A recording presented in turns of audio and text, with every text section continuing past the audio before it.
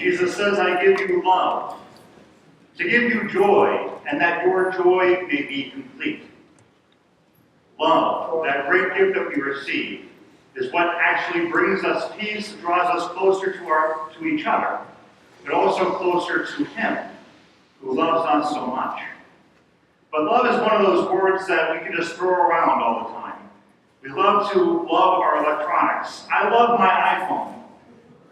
And then once the battery doesn't last as long and there's bugs in it or whatever, then we go get a new iPhone and we say, I love this iPhone. We kind of throw the other one away. It's a very consumeristic type of love. But we can do the same thing with people. We have family relationships sometimes when something happens, things are said, and then you go 20 years without talking to that person. They said something I didn't like, something happened, so put them aside. Consumeristic type of love. That's not what Jesus is talking about. Jesus is talking about the agape love. That's a theological term for a complete outpouring of one person to another. We all know that's exactly what He has done for us as He's there on the cross. As He has given us Himself, body, blood, soul, and divinity in the Eucharist in His Word, to give us joy so that our joy may be complete. Total selfless love. Now, the greatest reflection of that love that I think we have on earth is that of a marital relationship. Whether they've been married 20 years, 30 years, 40 years, or 50 years. Through the good and the bad, the ugly, the whatever, the straying, the sinfulness, after 50 years, still to be able to look at their spouse's eyes and say, I love you more now than ever. Unconditional, abundant, completely joy-filled love. Now the gospel gets hard, though. Jesus says, yes, of course it's easy to love those who are close to you. How about loving those that aren't close to you?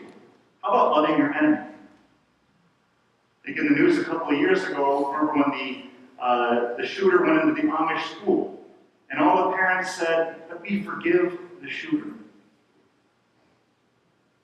How difficult love can be sometimes. And we say, how can somebody possibly?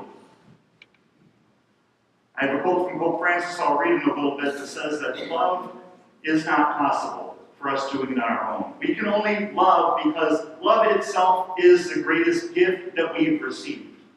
When we realize the love that the Lord has for us, and we know no matter where we go in life, no matter what sin we have committed, no matter how far we've strayed, like we celebrated with the lost sheep just a couple of weeks ago, He is there to bring us back in nothing but total outpouring of love.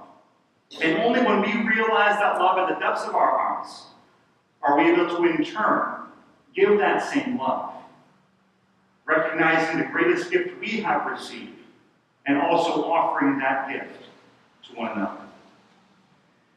We know that those three words, I love you, when somebody says that to us in total genuineness and authenticity, that melts your heart. There's nothing greater than somebody loving us. But the going gets tough sometimes when we have to say those three words. Sometimes even by our words and our actions to somebody we are not necessarily conditioned to want to do that and want to love. So in closing, Pope Francis says, above all, with all of this we have hope. Because even in our own failures, we know that God's love never fails. The risen Lord who lives among us is able to heal our hearts. He does if we ask. It is He who allows us, despite our own littleness and poverty, to experience the compassion of the Father and to celebrate the wonders of His love.